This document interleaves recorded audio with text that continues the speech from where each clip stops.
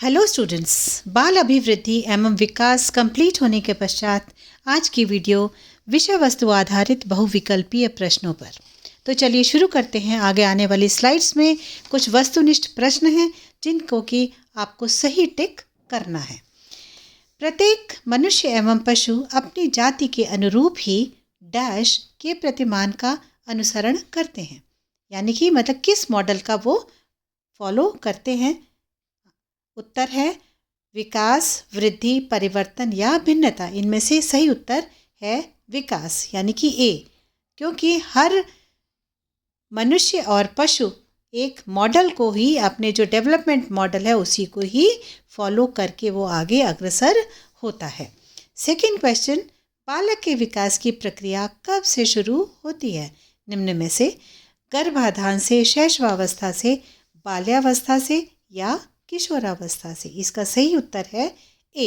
ये मैं आपको पहले बता चुकी हूँ कि एक बालक का विकास तभी से शुरू हो जाता है जब से वो अपनी माँ के गर्भ में आ जाता है। तो गर्भाधान से ही इसका इस प्रश्न का सही उत्तर है।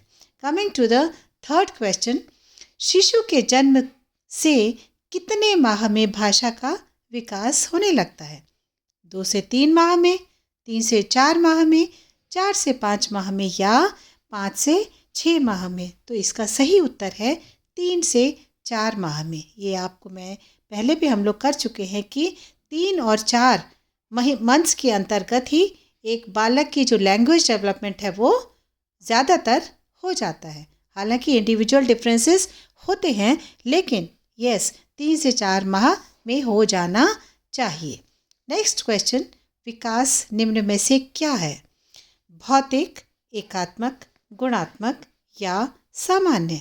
इसका उत्तर है सी, यानी कि गुणात्मक। ये आप भी जानते हैं कि डेवलपमेंट यानी कि विकास एक क्वालिटेटिव है। यहाँ पर पर्सन के गुण दिखाई देते हैं, उसकी जो क्वालिटी है वो दिखने लगती है। They become visible with the lapse of time. With time जैसे जैसे उसके अंदर विकास होता है तो वो गुणात्मकता दिखाई देती है। देन फिफ्थ क्वेश्चन, वृद्धि एवं विकास के मुख्य सिद्धांत क्या हैं? तत्परता का नियम, एकता का नियम, वैयक्तिक भिन्नता का नियम या कि अभ्यास का नियम? तो इसका सही उत्तर है वैयक्तिक भिन्नता का सिद्धांत। ये वैयक्तिक भिन्नता मीन्स इंडिविजुअल डिफरेंसेस। ये आपको बताया कि ये लोग ये जो नॉर्म्स हैं उसके हिसाब से ही चलते हैं, लेकिन वैयक्तिक भिन्नता को मद्देनज़र रखते हुए। नाउ सिक्स्थ क्वेश्चन, वृद्धि डैश का ही एक चरण है? विकास, वृद्धि, क्षेत्र या आयाम? इसका सही उत्तर है ए, यानी कि विकास। ये आपको बताया था कि अभिवृद्धि और विकास एक दूसरे के पूरक हैं। वृद्धि है तो विकास है, विकास है तो वृद्धि डेफिनेटली हुई होगी। Coming to the seventh question, which is विकास को प्रभावित करने वाले वंशानुक्रमीय कारक हैं? ए, ज्ञानेंद्रियाँ, संवेग व मूल प्रवृत्तियाँ, शारीरिक व मानसिक क्षमता या कि उपर्युक्त सभी? इसका सही उत्तर है डी, यानी कि उपर्युक्त सभी, क्योंकि विकास को ये सभी के सभी कारक प्रभावित करते हैं।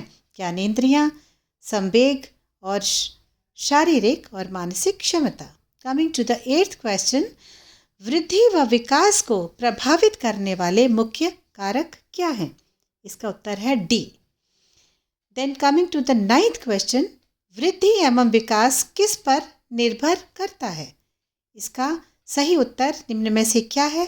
वातावरण पर, वंशानुक्रम पर, वैयक्तिक अंतर पर या उपर्युक्त सभी? इसका सही उत्तर भी डी ही है, क्योंकि ए, बी, सी तीनों जो विकल्प हैं वो तीनों ही के ऊपर वृद्धि और विकास डिपेंड करते हैं।